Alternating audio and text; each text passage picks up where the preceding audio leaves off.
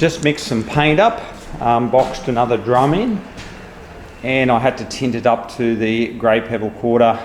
And I just want to show you, when I'm doing a house like this, I'll buy an extra drum of paint, untinted, and then I'll keep that in the work truck, and I'll buy tint, or they'll give me the tint for free in the same colour.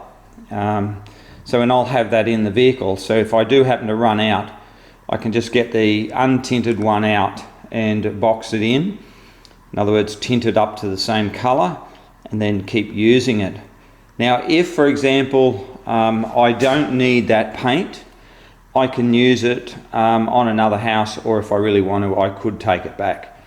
I've got the brand new can here that I've just put tint in and boxed it in. And then I've got the one that I've been working off all day.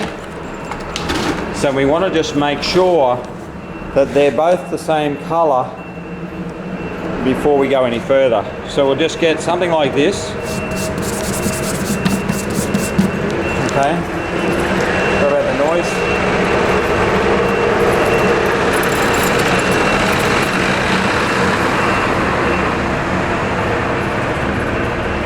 Okay, so we've got to do a wet on wet. You can do dry comparisons, but that takes too long. You'll need a dryer and stuff like that. So we basically take some paint like this and we put it there. Okay.